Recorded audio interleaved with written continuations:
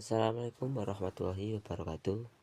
Perkenalkan, nama saya Andin Setiawan dengan NIM 2024 030063. Di sini saya akan menjelaskan materi dari makalah kelompok 1 sampai kelompok 12. Oke, kita masuk ke makalah yang pertama.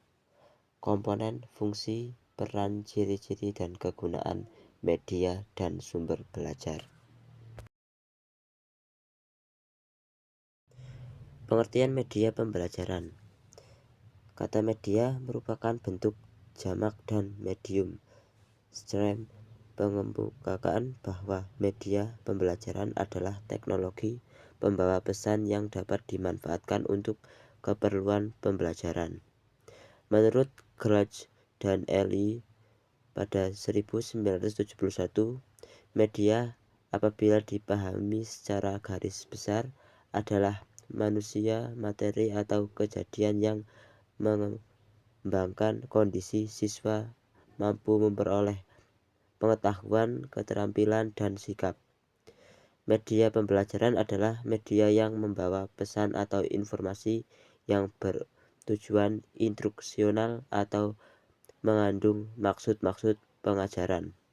Oke, kita masuk ke fungsi media pembelajaran. Pemakaian media pembelajaran dalam proses belajar dan membangkitkan keinginan dan minat baru, membangkitkan motivasi dan rangsangan minat belajar, dan membawa pengaruh-pengaruh psikologis terhadap siswa. Peran media pembelajaran dapat digunakan untuk menyalurkan pesan, mengirim ke penerima, dan melalui pembelajaran media juga dapat membantu peserta didik untuk menjelaskan sesuatu yang disampaikan oleh pendidik.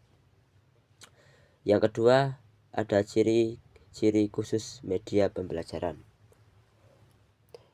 Menurut Gerlich dan Ellie yang memukakan 3 ciri media, yang pertama ada ciri taksatif, ciri manipulatif, dan ciri distributif.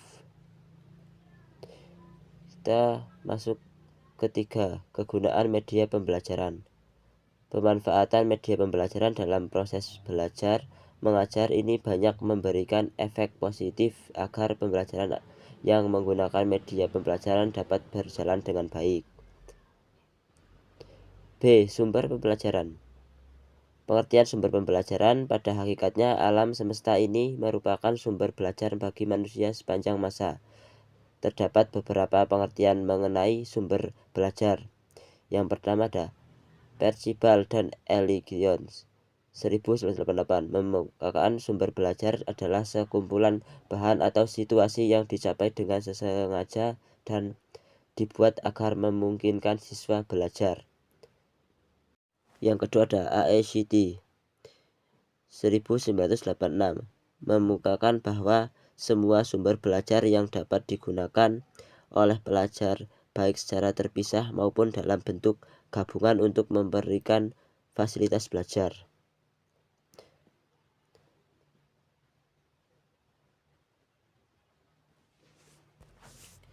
Memperjelas pesan agar tidak terlalu verbalitis, mengatasi keterbatasan ruang, waktu, tenaga, dan daya indera, menimbulkan gairah belajar, interaksi lebih langsung antara murid dengan sumber belajar, memungkinkan anak belajar mandiri, dan memberi rangsangan yang sama, membersamakan pengalaman, dan menimbulkan persepsi yang sama. Kita masuk ke prinsip penggunaan media pembelajaran dan klasifikasi media dan sumber pembelajaran. Prinsip dasar dalam pemilihan dan penggunaan media pembelajaran. Penggunaan media yang tepat akan memberikan pengalaman belajar yang lebih bermakna sehingga tujuan pembelajaran dapat tercapai dengan efektif. Apabila aplikasi pembelajaran seluler, pada aplikasi seluler dapat menawarkan pembelajaran mandiri di perangkat seluler, sehingga fleksibilitas dan belajar bisa kapan saja dan di mana saja. Kita masuk ke kelompok 3, jenis media pembelajaran, cara memilih sumber media pembelajaran. Yang pertama ada pengertian media pembelajaran. Media sama dengan perantara untuk menyampaikan pesan dari guru ke siswa. Bisa berupa alat, bahan, atau teknologi yang dapat diraba, dilihat, dan atau didengar. Tujuannya merangsang pikiran, perasaan, perhatian, dan kemauan siswa agar belajar lebih efektif.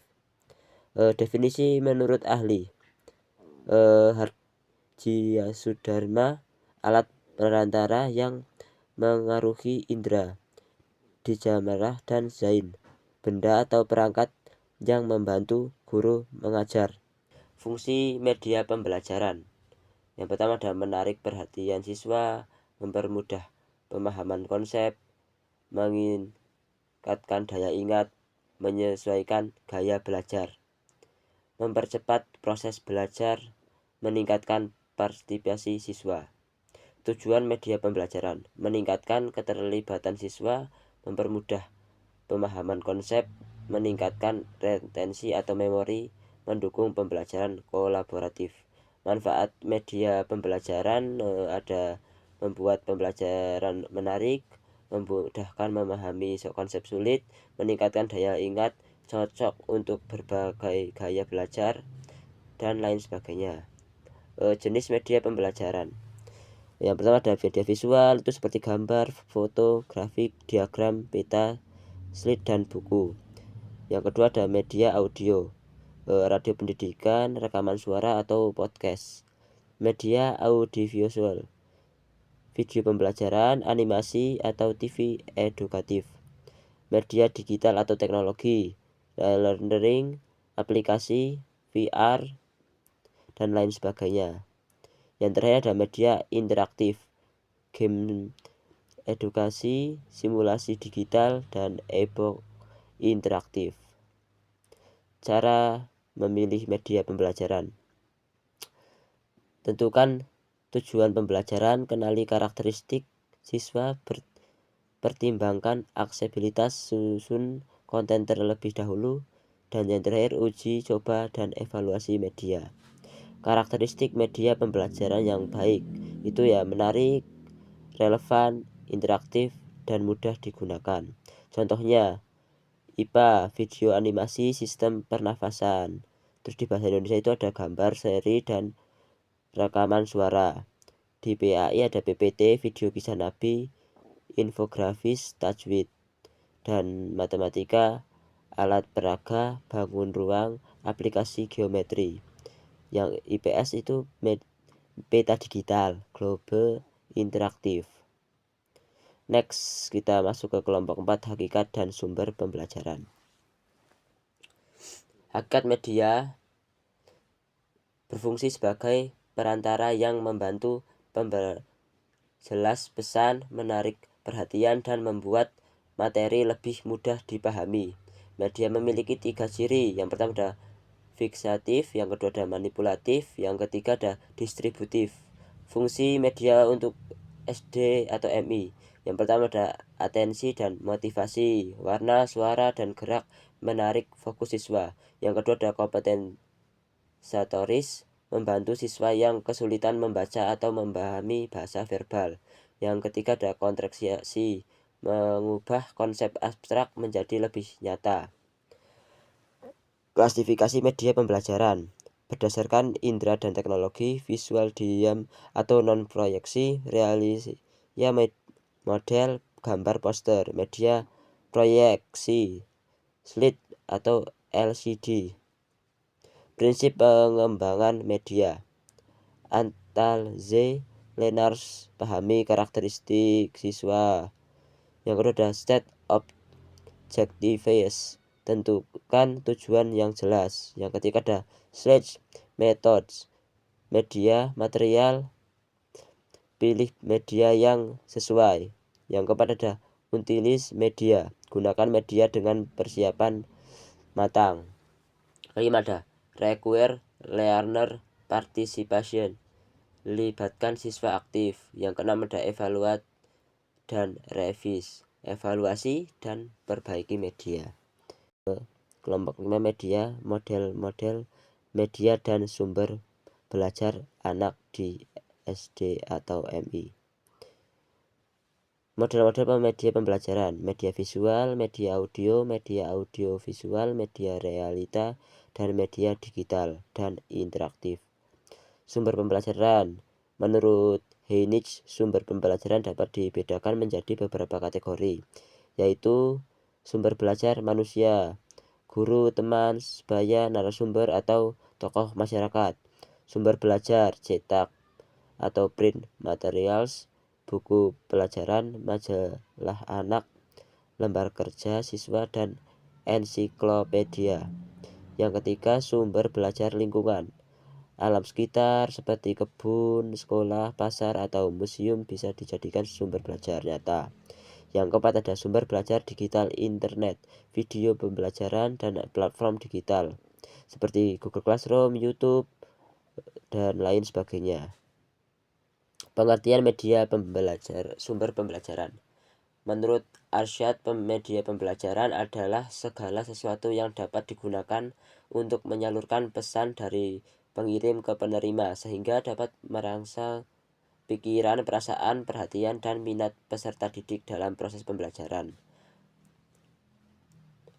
Mengajar satu semester itu menurut AIDS atau Association for Educational Communication and Technology, sumber belajar adalah segala sesuatu yang dapat digunakan untuk membantu secara belajar baik berupa manusia, benda, maupun peristiwa. Yang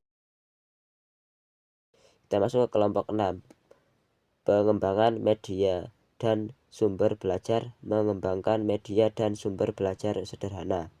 Pengertiannya, media pembelajaran adalah salah satu sarana yang digunakan untuk menyampaikan pesan agar materi lebih jelas dan menarik. Sumber belajar adalah segala hal yang memberi informasi, keterampilan, dan pengalaman kepada siswa.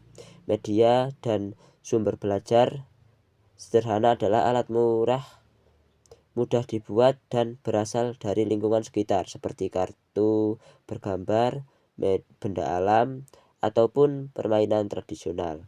Pentingnya pengembangan media sederhana terutama di sekolah yang berfasilitas terbatas. Media ini tetap efektif, murah, fleksibel, dan dapat disesuaikan dengan kebutuhan siswa. Guru dan siswa menjadi lebih kreatif, belajar lebih aktif, dan sesuai dengan pendekatan kurikulum merdeka yang menekankan konteks nyata dan proyek. Terus contoh penerapannya. Yang pertama ada kartu bergambar untuk kosakata. Yang kedua ada barang bekas untuk model IPA seperti paru-paru, siklus air. Yang ketiga ada media convex atau batu, biji, stik, es krim untuk matematika. Yang keempat ada cerita rakyat untuk bahasa dan IPS. Yang terakhir ada proyek mini seperti poster dan buku mini dari bahan sederhana. Strategi pengembangan oleh guru: memanfaatkan lingkungan sekitar, daun, batu, botol, bekas, kardus, menata kelas yang kondusif, dan melibatkan siswa dalam membuat media. Yang kedua ada mengadaptasi permainan sederhana untuk kebutuhan belajar. Yang ketiga ada mengevaluasi penggunaan media berdasarkan respon siswa. Kita masuk ke kelompok 7, pengembangan media dan sumber belajar SD atau MI. Mengembangkan media dan sumber belajar visual. Pengertian media visual: media pembelajaran berbasis visual adalah alat bantu pembelajaran yang mengandalkan indera penglihatan untuk memperjelas pesan, menarik perhatian, serta meningkatkan daya ingat. Media visual efektif membantu pemahaman konsep abstrak dengan menghadirkan dalam bentuk gambar, simbol, atau ilustrasi. Jenis dan fungsi yang pertama ada media visual statis. Contoh gambar, poster, bunga, bagan, peta, foto, dan flashcard. Fungsinya menjelaskan konsep dan hubungan antar objek secara jelas. Yang kedua ada visual dinamis. Contoh video, film, animasi, slide interaktif. Fungsinya menarik perhatian, menampilkan proses dan perubahan secara nyata. Yang ketiga ada media visual proyeksi. Contoh slide, PowerPoint, infografis digital. Fungsi menampilkan materi secara besar dan jelas, cocok untuk kelas besar. Yang keempat ada media visual digital, dan yang terakhir ada media visual kombinasi atau multimedia. Langkah-langkahnya, yang pertama ada yang analisis, mengidentifikasi kebutuhan belajar, karakteristik siswa, dan tujuan. Yang kedua ada desain, menyusun rancangan visual, layout, warna, font, dan storyboard. Yang ketiga ada development, membuat produk menggunakan software desain. Yang keempat ada implementation, mencoba media di kelas dan mengamati respon siswa. Yang kelima, yang terakhir ada evaluation, kelebihan dan kekurangannya. Yang kelebihannya itu ada biaya murah, menarik minat dan membantu memori siswa, membuat pembelajaran lebih kompleks. Dan kekurangannya, ukuran visual bisa kurang sesuai untuk kelas besar, membutuhkan keterampilan desain atau teknis tertentu, dan lain sebagainya. Penerapan media visual disesuaikan dengan tahap operasional Conrads. Siswa lebih mudah memahami konsep melalui gambar, warna, dan ilustrasi. Contohnya infografis dan gambar berwarna untuk. Yang kedua ada video animasi. Yang ketiga ada komik edukatif. Dan keempat ada peta konsep visual. Kita masuk ke kelompok 8. Mengembangkan media dan sumber belajar. Pengertiannya, media pembelajaran audio adalah media yang menyampaikan pesan. Media audio bersifat ekonomis, mudah digunakan, dapat diulang, dan cocok untuk pembelajaran klasik maupun mandiri. Sumber belajar audio adalah bahan atau tempat yang menyediakan informasi dalam bentuk suara seperti kaset, CD, radio, pendidikan, atau platform digital audio. Media audio dapat bersifat verbal. Fungsi dan manfaat. Fungsi utama, melatih keterampilan mendengarkan. Manfaat menggunakan media audio, meringankan tugas guru, cocok untuk pembelajaran musik, bahasa asing, dan materi berbentuk cerita. Jenisnya, fonograf atau piringan hitam untuk musik, drama, dongeng. Yang kedua ada pita magnetik atau tape recorder, rekaman suara. Yang ketiga ada compact disc atau DC, menyimpan audio dalam format digital. Yang keempat ada radio jangkauan luas, efektif untuk pembelajaran jarak jauh. Yang kelima ada laboratorium bahasa, melatih listening dan speaking bahasa asing. Langkah-langkahnya, yang pertama ada analisis kebutuhan, yang kedua ada perencanaan, ketiga ada produksi, terus uji coba, revisi, implementasi, dan yang terakhir selalu adalah evaluasi. Kelebihan dan kekurangannya. Kelebihan fleksibel, dapat digunakan kapan saja. Sedangkan kekurangannya komunikasi satu arah, tidak bisa langsung bertanya. Penerapannya media audio, pembelajaran bahasa, literary, broadcasting, dan speaking. Pembelajaran agama, tilawah, ceramah, doa, musik, contoh lagu, dan instrumen. Next kita masuk ke kelompok 9. Mengembangkan media dan sumber belajar audiovisual. Pengertiannya, media audiovisual adalah media pembelajaran yang menggabungkan unsur suara dan unsur gambar sehingga pesan dapat diterima dengan jelas. Jenis-jenisnya media audio visual terbagi menjadi dua kategori. Yang pertama ada audiovisual diam, menampilkan suara dan gambar tidak bergerak seperti sound sliders, film rangkaian suara, dan cetak suara. Yang kedua ada audio visual gerak, menampilkan suara dan gambar bergerak. Contoh, film menampilkan gambar hidup dan suara cocok untuk pembelajaran proses atau konsep rumit. Yang kedua ada televisi, menyampaikan pesan pembelajaran secara audiovisual meskipun jarang digunakan karena kendala jaringan dan channel. Ketika ada video, menampilkan kejadian nyata maupun cerita. Proyektor, menampilkan tulisan gambar dan video dari komputer. Kelebihan dan kekurangannya, memberikan pengalaman belajar yang tidak bisa dialami secara langsung. Pembelajaran lebih bervariasi, meningkatkan motivasi siswa. Sedangkan kekurangannya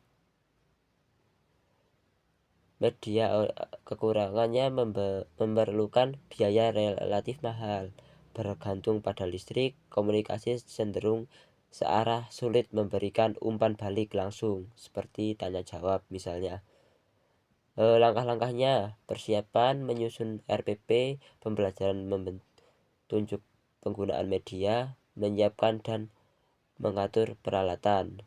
Pelaksanaannya, memastikan alat siap digunakan, menyampaikan tujuan, menjelaskan materi, dan menghindari gangguan belajar. Yang ketiga ada tindak lanjut, seperti memantapkan pemahaman melalui diskusi, latihan eksperimen, atau tes, mengevaluasi efektivitas penggunaan media.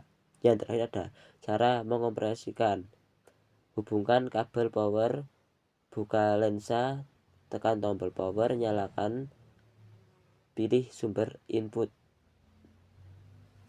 Next, kita masuk ke kelompok 10, mengembangkan dan menggunakan media pembelajaran berbasis teknologi dengan studi kasus pengembangan learning IPAS SD atau MI materi energi dalam kehidupan sehari-hari. Pengertiannya, pengembangan media pembelajaran berbasis teknologi adalah proses perancangan dan pembuat alat bantu digital untuk meningkatkan efektivitas pembelajaran. Prinsip dan model itu ada pengembangan media, relevansi, interaktivitas, keterpaduan, dan evaluasi. Model pengembangan yang pertama ada ADD, analisis kebutuhan dan karakteristik siswa. Desain, perancang konteks dan storyboard. Development, pembuat media. Evaluasi, revisi berdasarkan evaluasi. Yang kedua ada assure, menganalisis siswa, menetapkan tujuan, memilih media, penggunaan media, mengaktifkan partisipasi, evaluasi, dan revisi. Strategi penggunaan media teknologi. Integrasi dalam RPP, pemilihan media sesuai tujuan. Contohnya, implementasi video animasi siklus air, Google Earth untuk topografi, kuis untuk latihan kosakata.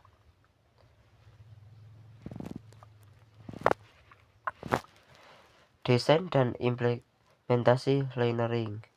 Yang pertama ada learning adalah sistem pembelajaran daring menggunakan media digital. Dalam kehidupan sehari-hari, e-learning terdiri dari 3 modul. Yang pertama, mengenal energi menggunakan video dan diskusi daring. Yang kedua ada jenis dan sumber energi, game virtual, dan kuis interaktif. Yang ketiga ada hemat energi, proyek dokumentasi, kegiatan hemat energi di rumah. Guru menggunakan Google Classroom untuk mengelola materi, tugas, dan umpan balik sehingga siswa lebih kreatif, aktif, dan terbiasa belajar digital.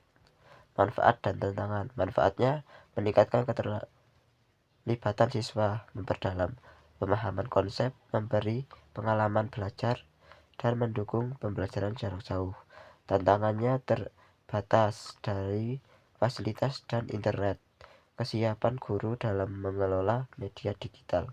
Solusi yang bisa diberikan adalah pelatihan guru dan meningkatkan infrastruktur sekolah. Kita masuk ke kelompok 11.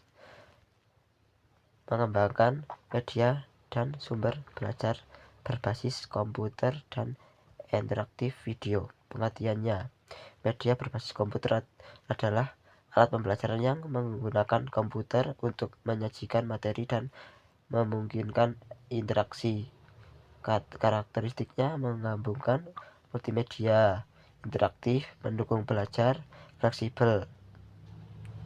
Interaktif video. Video interaktif memungkinkan siswa berpartisipasi aktif melalui tombol navigasi, kuis, pilihan alur cerita, tautan informasi tambahan.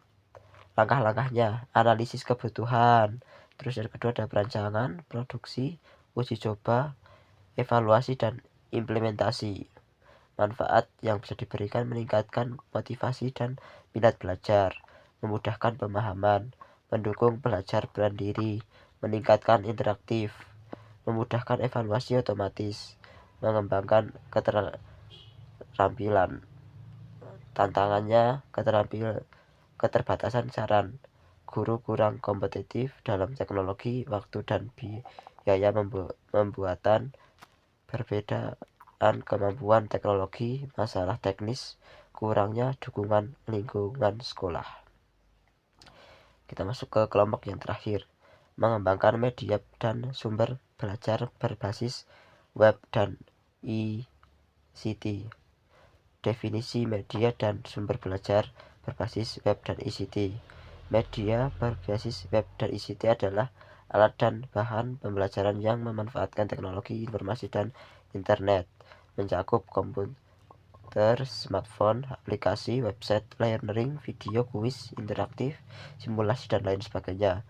Menyediakan akses belajar, memungkinkan kolaborasi guru siswa secara daring dan memvisualisasikan materi dalam kompleks. Peran web dan ITC.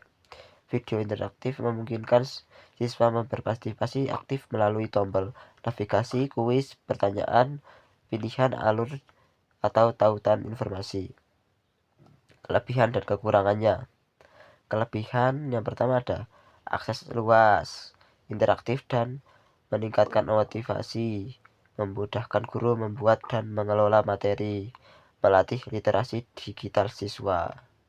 Sedangkan kekurangannya, ketergantungan pada internet, mengurangi interaksi tatap muka, potensi distraksi, guru bisa kurang menguasai teknologi. Langkah-langkahnya, mengumpulkan dan mengaji materi, merancang struktur, membuat tips media, validasi dan evaluasi, implementasi dan uji coba, yang terakhir revisi dan menyempurnakan final. Dampak positif dan negatifnya. Akses fleksibel, memudahkan pemahaman materi, mengembangkan berpikir kritis dan kreatif, menumbuhkan kemandirian dan motivasi, meningkatkan literasi, efektif untuk motorik pembelajaran. Oke, sedangkan dampak negatif penggunaan media web dan ICT. Resiko kesehatan mata, lelah, postur buruk, ketergantungan teknologi, dan malas berpikir.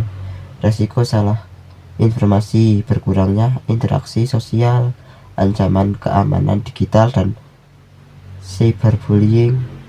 Yang terakhir, kesenjangan akses. Mungkin sekian yang bisa saya sampaikan, kurang lebihnya mohon maaf yang sebesar-besarnya. Saya akhiri, wabillahi taufik wal hidayah.